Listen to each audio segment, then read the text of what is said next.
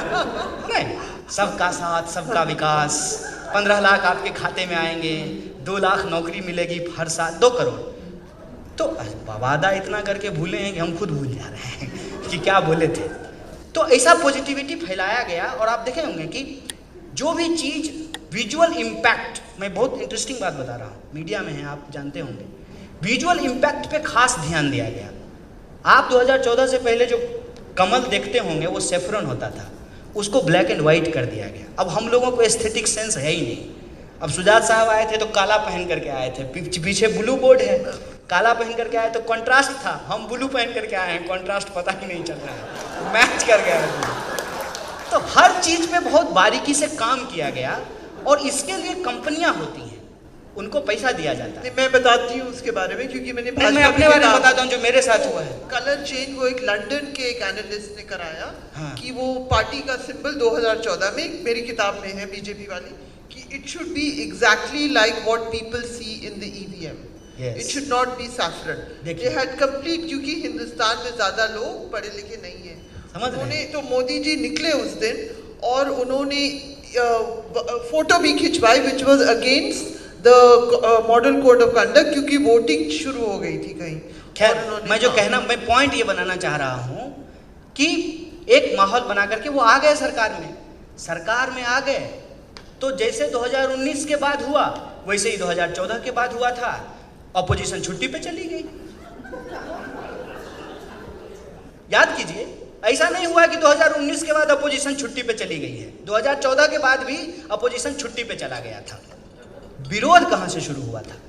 विरोध शुरू हुआ था यूनिवर्सिटी कैंपस से। मैं कोई स्पेशल आदमी नहीं हूं, मैंने 135 करोड़ के इस देश में आई एम नॉट स्पेशल कि मुझे ही क्यों प्रोपेगेंडा का शिकार बनाया गया। Unfortunately for me and fortunately for the Modi ji कि मैं उस वक्त जेएनयू का प्रेसिडेंट था। मैंने एक तरफ वो चुन करके आए, एक तरफ हम चुन करके आए। अब इसमें मेरी गलती तो थी नहीं, हम चुन करके आ गए, हम जेएनयू के प्रेसिडेंट थे। और अलग अलग कैंपसेस में सरकार ने आते ही जो ऑनस्लॉट करना शुरू किया, जैसे मैं कुछ इंसिडेंट बस आपको याद दिला देता हूँ, मे बी आप यू आर इंटरेस्टिंग और not, but I am telling you. Ambedkar Periyar study circle था आईआईटी मद्रास में, उस पर बैन कर दिया गया। रोहित वेमुला का इंसिडेंट हुआ हैदराबाद सेंट्रल यूनिवर्सिटी में, एफटीआईआई का आंदोलन शुरू हुआ जहां अनुपम खैर साहब गए थे। ऐसे ही बीवी जो है वो नहीं सांसद होती हैं, गाना तो गाना पड़ता है सरकार के पक्ष में। उनकी वाइफ जो है वो सांसद है और वो जो है बाद में एफटीआईआई के डायरेक्टर भी बने थे। उस एफटीआईआई में मूवमेंट हुआ, अलग अलग यूनिवर्सिटी में मूवमेंट हुए। सो जेएनयू चूंकि दिल्ली में है, वसंत कुंज में है, आप सब लोग चाहते होंगे कि काश घर हो दिल्ली में तो वसंत कुंज में हो, बड़ा पॉश जगह है, पहाड़ी है, जंगल है, खूबसूरत माहौल है, हरियाली है, वहाँ पे हमारी यूनिवर्सिटी है।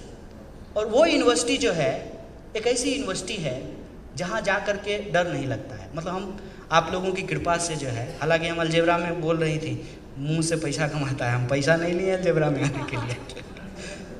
तो 5 स्टार होटल में डर लगता है। कई बार आपको गेट्स जो है, जो विराटता होती है, जो भव्यता होती है, वो साधारण इंसान को डराती है। जेएनयू एक ऐसी यूनिवर्सिटी है कि एक साधारण इंसान को भी कॉन्फिडेंस होता है। देख रहे हैं, घराना है, मतलब पिताजी भी थे जर्नलिस्ट, ये भी जर्नलिस्ट हैं, उनके सामने भी बोलने का एक कॉन्फिडेंस देती है वो यूनिवर्सिटी। और फीस के नाम पे मिनिमल लिया जाता है, 200 रुपया लिया जाता है। तो उस यूनिवर्सिटी में हम लोग पढ़ते थे, शांति से अपना पढ़ रहे थे। सरकार बदल करके आ गई, क्या फर्क है? जैसे पिछली सरकार का मजाक उड़ाते थे, इस सरकार का भी मजाक उड़ाएंगे। 2014 से पहले जाकर के आप मेरा ही टाइमलाइन देख लीजिए। आजकल हमको मनमोहन सिंह बहुत जेंटल लगते हैं, लेकिन उस जमाने में हम लोग उनके ऊपर मीम्स बनाते थे, उनके ऊपर जोक्स बनाते थे। और यूनिवर्सिटी में यही माहौल होता है कि अपने सवाल को लेकर के स्टूडेंट जो हैं वो प्रोटेस्ट करते हैं, सरकार कुछ मानती है, कुछ नहीं मानती है। This is normal course of action. लेकिन ये सरकार जब चुन करके आई तो जेएनयू अपने आप में ये जो अलग अलग जगह पे मूवमेंट हो रहे थे उसका सेंटर बन गया। रोहित वेमुला का आंदोलन, जो कि साउथ इंडिया का ही आंदोलन था, वो अचानक से एक नेशनल आंदोलन बन गया। और रोहित वेमुला के सवाल पे आप देखिए कि आखिर ये सरकार घिर गई और स्मृति जी को शिक्षा मंत्रालय के पद से हटा करके कपड़ा मंत्रालय। स्मृति ईरानी की बात कर रहे हैं जी, उस समय वो शिक्षा मंत्री थी, एजुकेशन मिनिस्टर थी। तो ये सब जब हुआ तो सरकार ने सोचा कि ये जो यूनिवर्सिटी है, ये जो लड़के हैं, ये तो हमको 5 साल तंग करेंगे, तो 5 साल के बाद उनको 5 साल फिर जीतना है, तो उस स्पेस को और उन लोगों को बदनाम करना जरूरी था। तो उन्होंने एक बहुत ही मार्वेलस तरीका निकाला कि यूनिवर्सिटी के ऊपर इस तरीके से ऑनस्लॉट किया जाए कि यूनिवर्सिटी के फेवर में जो जो लोग बोलेंगे सबको इंटरनेशनल साबित कर दिया गया। कितना आसान काम है कि एक ही तीर में अगर सबका शिकार कर लिया जाए तो सबका शिकार हो जाएगा। और आज देखिए कि वो प्रोपेगेंडा एस्टेब्लिश हो चुका है कि जेएनयू के पक्ष में जो लोग भी बोले, तमाम लोगों को एंटी नेशनल कह करके बोला जा रहा है।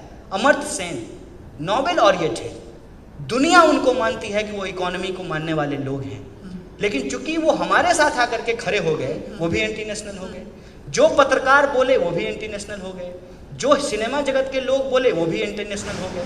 अब डिफरेंस कहाँ पे है? डिफरेंस ये है कि एक प्रोपेगेंडा था, एक प्रोपेगेंडा वहाँ पे हुआ, एक प्रोपेगेंडा वहाँ पे बनाया गया, लेकिन उस प्रोपेगेंडा के पीछे कौन लोग थे, कौन लोग शामिल हैं, उसके डिटेल में तो कोई जाता नहीं है। आपको अगर ये सुनाई पड़े कान में, तो कौन लोग थे मुझे बताइए। बस आप मुझे बताइए। आपको अगर कान में सुनाई दे भारत तेरे टुकड़े होंगे, तो आपको मन नहीं करेगा कि इस आदमी का गला दबा दे? किसको गुस्सा नहीं आएगा? मन करेगा कि कानून अपनी जगह पे है, बंदूक निकालते हैं, गोली मार देते हैं। अभी एक सीआईएसएफ की कांस्टेबल ने कहा कि झंडा गाड़ देंगे सीने में। आप लोग कितने लोग जानते हैं कि अभी एक कंट्रोवर्सी जाने देते होते हैं, कंट्रोवर्सी से भरा पड़ा है न्यूज आजकल। तो ठीक है, मेरे सीने में झंडा गाड़ देंगी तो ये मेरे लिए सौभाग्य की बात है। मैं उनको कुछ नहीं कहना चाहता हूँ, मैं उनको सिर्फ और सिर्फ उनकी सेवा के लिए धन्यवाद देना चाहता हूँ, क्योंकि मुझे पता है कि वो प्रोपेगेंडा की शिकार हैं, उनको सच नहीं मालूम है। सच इतनी सी बात जो मैं कहता हूँ, जो भी लोग काम करते होंगे सरकारी क्षेत्र में, ब्यूरोक्रेसी में, कानून से जिनका वास्ता होगा, वो आसानी से इस बात को समझ जाएंगे। देश की राजधानी में एक यूनिवर्सिटी है जहाँ विदेशों से लोग पढ़ने के लिए आते हैं। मोर देन 140 कंट्रीज के लोग उस समय पढ़ रहे थे हमारी यूनिवर्सिटी में। तो क्या रॉ उस पर नज़र नहीं रखेगी? आईबी उसके ऊपर नज़र नहीं रखेगी? कोई इवेंट होने से पहले ही इंटेलिजेंस को पता चल जाएगा कि कोई इवेंट होने वाला है। अगर ये इवेंट उतना इंपॉर्टेंट था तो उसी समय उसको क्यों नहीं रोका गया? उस इंसिडेंट को क्यों होने दिया गया? इंसिडेंट जब हो गया, मान लीजिए कुछ लोगों को अरेस्ट कर लिया गया, चार्जशीट क्यों नहीं की गई? दिल्ली पुलिस कहती है कि दिल्ली सरकार नहीं दे रही है, दिल्ली सरकार कहती है कि मेरे नज़र में जो है इसको हम अभी ठीक से एनालाइज नहीं कर पाए हैं। हम कह रहे हैं कि क्यों मामले को फंसा रहे हैं? गृह मंत्री 370 हटा सकते हैं तो कन्हैया कुमार पर मुकदमा चलाने का आदेश नहीं दे सकते हैं? अगर हम उनके नज़र में कश्मीर के अलगाववादियों के पक्ष में हैं उनके अनुसार, तो वो क्या हमारे ऊपर मुकदमा चलाने का आदेश नहीं दे सकते हैं? ये कंप्लीट पॉलिटिकल प्रोपेगेंडा है। और वही प्रोपेगेंडा बेगूसराय तक पहुंचा कि पूरे देश में क्या हो रहा है इस पे चर्चा नहीं हो। किस पे चर्चा हो? बेगूसराय में क्या हो रहा है। ऐसे ही चैनल दिखा रहा था, ऐसे नहीं दिखा रहा था। उसको कहा था कि इसको दिखाओ। जब अलायंस नहीं हुआ है, अपोजिशन अपने साथ में नहीं आई है, तो ये तय बात है कि अपोजिशन का वोट डिवाइड होगा। और अपोजिशन का वोट डिवाइड हुआ पूरे देश में। आप हमको बता दीजिए, जो मैं बार बार जब पिछले सालों में जब जा करके बोलता था तो मैं यही बोलता था कि एक तरफ 31% है जो एनडीए का वोट शेयर है, जो बीजेपी का वोट शेयर है, दूसरी तरफ 69% लोग हैं जो एनडीए के खिलाफ चुनाव लड़ रहे हैं। तो इसमें कोई रॉकेट साइंस है क्या कि 69% वोट को अगर आप एक जगह यूनाइट कर देंगे तो इजीली 31% को हराया जा सकता है? लेकिन ये अपोजिशन की यूनिटी नहीं बनी। क्यों नहीं बनी? मैं आपकी सीट में मैं तेजस्वी यादव को भी ईडी है ना, ईडी है, सीबीआई है। आपने कोशिश की, वो भी जवान है, आपने बात की। हमारी कोशिश करने से नहीं होगा ना। हमारे पास देखिए कोई एम्पायर नहीं है जिसको हमको बचाना है। इतना खुल करके हम इसलिए बोल लेते हैं कि हमारे घर पे ईडी आएगा तो चाय भी नहीं पिला पाएंगे तो हमको कोई दिक्कत नहीं है। लेकिन ये जो डर है, उस डर की वजह से अपोजिशन की यूनिटी नहीं हुई। जब चुनाव परिणाम आ गए बेगूसराय के और मैं चुनाव हार गया, तो सबसे पहले क्या शुरू हुआ? बड़ा अपोजिशन बनने के लिए चले थे, बेगूसराय की जनता ने धूल चटा दिया। यही बन रहा है ना।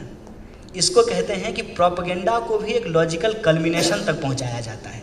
लेकिन मैं उनको एक बात कह देना चाहता हूँ, आप पार्लियामेंट में चले गए हैं, आप पार्लियामेंट जीत लिए हैं, देश के लोगों के साथ अभी भी वही समस्याएं हैं जिसको लेकर के हम लोग लड़ रहे थे। पार्लियामेंट आपका, संसद आपकी, हाँ। सड़क आज भी हमारी है, लोगों के हक और अधिकार के लिए अपनी लड़ाई को हम जारी रखेंगे। लेकिन एक कॉन्टेक्स्ट बता दें कन्हैया, बिहार में ऑपोजिशन सिर्फ 1 या 2 सीट जीत पाया ना, एक तो ये कॉन्टेक्स्ट भी समझना जरूरी है, क्योंकि हम लोग हैदराबाद में बात कर रहे हैं और मैं भी भूल जाती हूँ कि मैं यूपी बिहार से बाहर कभी एनालिसिस करूँ। सिर्फ 1 सीट ऑपोजिशन जीत पाया। It was completely a BJP sweep in the state of Bihar. So in that circumstances, it was a thing. मेरा ये सवाल एक अभी भी है, दिल्ली सरकार अभी बैठी हुई है कि कन्हैया को प्रोसिक्यूट करें कि नहीं सेडिशन के लिए। They have to give permission for the old sedition case which was filed in 2016, for which Kanhaiya went to jail. If you see his book, it says From Bihar to Tihar. It's a fascinating account. क्या आप चाहेंगे कि वो permission दे दें? आप मंच से बोलिए। नहीं, बिल्कुल मुझे कोई दिक्कत नहीं है। मैं खुद चाहता हूँ कि जल्दी से ये परमिशन दे दिया जाए। तय कर लें वो लोग कि कौन देंगे, दिल्ली की सरकार देगी या केंद्र सरकार देगी। दिल्ली पुलिस वैसे भी अमित शाह के अंडर में है। अमित शाह को अचानक से हमसे प्यार तो हो नहीं गया है, इलू इलू तो मेरे लिए गा नहीं रहे हैं, तो वही दे दें परमिशन, हैं? और वो जो है केस चले, क्योंकि मुझे उसका रियलिटी मालूम है, अच्छे से मुझे मालूम है। मैं खुद चाहता हूँ कि ये जो रोज रात को 9 बजे बैठ करके टीवी एंकर हाथ में माइक लेकर के देश में फैसला सुनाते हैं, वो फैसला ना सुनाया जाए। इस देश की अदालत फैसला सुनाए, उसके बाद जो है उन एंकरों को हम अदालत लेकर के चलेंगे साहब, जरा कोर्ट घूम करके आते हैं। हम भी इंतजार कर रहे हैं इस बात का। दूसरा, इस संबंध में दिल्ली सरकार की क्या परेशानी है मैं आपको बता देता हूँ। दिल्ली सरकार, जब मैं जेल में था तब दिल्ली सरकार ने एक इंक्वायरी करवाई थी, मैजिस्ट्रियल इंक्वायरी करवाई थी। उस मैजिस्ट्रियल इंक्वायरी में हम लोगों को क्लीन चिट दिया गया और ये कहा गया कि वीडियो को डॉक्टर्ड किया गया, गर्दन किसी की, देह किसी और का, आवाज़ किसी और की, इस तरीके का वीडियो बना करके चलाया गया। वीडियो डॉक्टर्ड था और ये लोग वहाँ पे प्रेजेंट नहीं थे और जो गवाह वहाँ पे थे, सारे गवाह जो थे वो फॉल्स पाए गए हैं। तो दिल्ली सरकार की परेशानी ये है कि वो अपनी ही मैजिस्ट्रियल इंक्वायरी को कैसे निगेट कर सकती है। जो इंक्वायरी वो खुद करवाई है, उस इंक्वायरी के फाइंडिंग्स को वो कैसे भुला सकती है। लेकिन आप जानते हैं चुनाव जो है वो मैजिस्ट्रियल इंक्वायरी और फैक्ट पे तो होता नहीं है, चुनाव तो परसेप्शन पे होता है। इसीलिए दिल्ली सरकार जो है फंस गई है।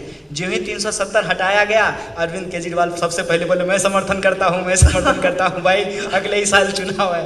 तो ये सिचुएशन होता है। तो मुझे just to interrupt you, Kanhaiya, when he talked about the Anna movement, he said छोटे कद के आदमी को पहले ले आए क्योंकि बड़े वाले को लाना है। I think he is referring to the Chief Minister, Honorable Chief Minister of Delhi, Arvind Kejriwal। मेरे लिए देखिए एक बात यहाँ की चीज़ हम क्लियर कर देते हैं। हो सकता है कि मेरी बातचीत में किसी का मजाक उड़ जाता हो, लेकिन मेरा इंटेंशन बिल्कुल भी नहीं होता। जब मैं कहता हूँ कि I believe in democracy, I believe in constitution, so I believe in election also. Arvind Kejriwal हों या माननीय नरेंद्र मोदी जी हों, दोनों इलेक्टेड, एक प्रधानमंत्री हैं, एक मुख्यमंत्री हैं। तो अगर हमको डेमोक्रेसी में भरोसा है तो मैं उनको सम्मान करता हूं, उनको अपमानित करने का मेरा कोई इंटेंशन नहीं है। मजाक, I am saying you joking. अच्छा कन्हैया, यू स्पेंड, किताब में जब इन्होंने अपनी किताब में बहुत खूबसूरती से जेल का वक्त डिस्क्रिप्शन दिया, वो रोज रात गाना गाते थे। अच्छा, ये लोग भी सवाल पूछेंगे क्या? हाँ, उनसे भी पूछ।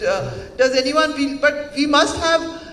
I just want to lay the ground rule. This is not commentary, opinion. You must have a question. Don't give a commentary to somebody. So let's just move on. देख लीजिएगा, अपना खाने का टाइम देख लीजिएगा, ऐसा ना हो सवाल जवाब। We'll take 5 minutes or 7 minutes. We'll just take 5 minutes and then I'm going to ask Kanhaiya to share with us. Kanhaiya Kumar came into my life. My whole family started to watch him. क्योंकि एक दिन वो पहुंचे अपने campus में jail से निकल के, उन्होंने जो भाषण दिया, it was an extraordinary. We have rarely seen somebody come and just sort of take up the space.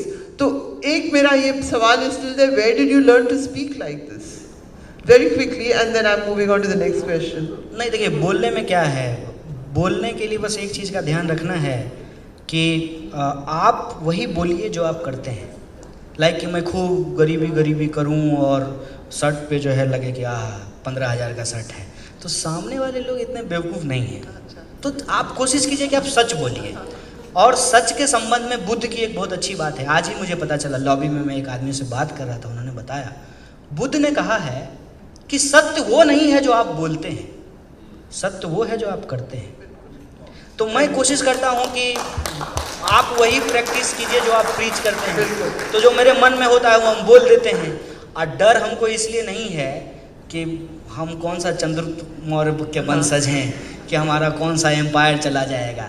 ऐसे ही रगड़ करके ज़िंदगी जिए हैं, रगड़ करके PhD किए हैं, रगड़ करके अपनी ज़िंदगी जी लेंगे, इसीलिए मुझे फर्क नहीं पड़ता। Anyway, question, please पूछिए। Question, not comments, huh? Hello, तो कन्हैया जी शुक्रिया आप आज यहाँ आए।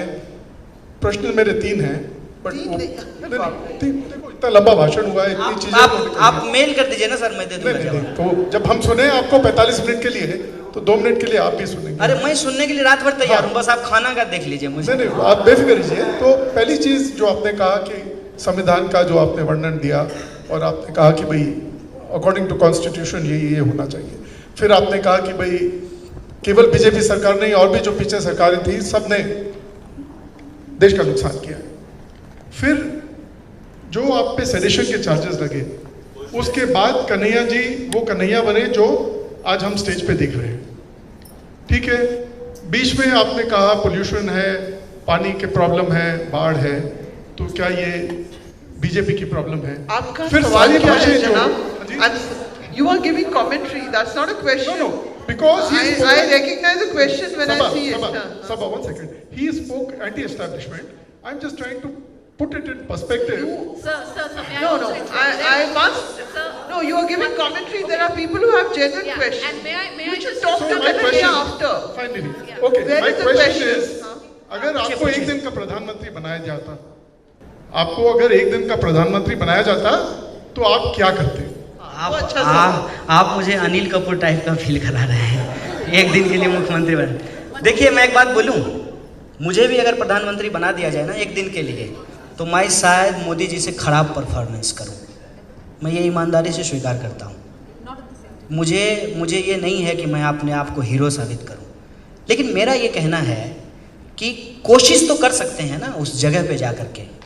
मसलन मोदी जी जब कहते हैं कि मैं गरीब का बेटा हूँ, मुझसे ज़्यादा कोई नहीं उनसे कनेक्ट कर सकता है, मैं बहुत कनेक्ट करता हूँ। लेकिन मैं ये सोचता हूँ कि अगर आप गरीब का बेटा हैं, तो आप इस देश के पब्लिक फंडेड एजुकेशन सिस्टम को बर्बाद क्यों कर रहे हैं? मेरा सिंपल एक सवाल है। तो आप पब्लिक फंडेड एजुकेशन को बचाइए ना जहाँ गरीब का बच्चा पढ़ता है। आप पब्लिक फंडेड अस्पताल को बचाइए ना जहाँ गरीबों का इलाज होता है। आप सब लोग अभी देखिए नया मोटर व्हीकल एक्ट आया है, इतना फाइन भर रहे हैं, दीजिए फाइन। आपको लगता है कि देश की सेवा के लिए फाइन दे रहे हैं, दीजिए, लेकिन ये सवाल भी तो पूछिए कि अच्छी सड़क क्यों नहीं बन रही है। ये सवाल भी तो हो। मुझे अगर मौका मिले इस देश में शासन प्रशासन को चलाने का, तो मैं बार बार कहता हूँ, कॉन्स्टिट्यूशन सर मैं फिर रेफर कर रहा हूँ, जो स्टेट डायरेक्टिव्स हैं ना उसको आप पढ़िए। क्या कहता है? कहता है कि एजुकेशन पे ध्यान दीजिए, शिक्षा से देश महान होता है, शिक्षा को ठीक करने का प्रयास करेंगे, स्वास्थ्य सिस्टम को ठीक करने का प्रयास करेंगे, अपनी जो इकोनॉमी है उसको अपने ट्रेडिशन, अपनी हिस्ट्री, अपने कल्चर के हिसाब से डेवलप करके यहाँ के लोगों के लिए नए रोजगार का सृजन करने का प्रयास करेंगे। और देश कोई भी भाषण देने से और छाती नपवाने से देश महान होता है, कि देश जो है देश के लोगों के विकास से और देश के लोगों की उन्नति से देश महान होता है। हम ये करने का प्रयास करेंगे। चलिए, one more question and oh, there's a lady there. Let's get her in. Yeah.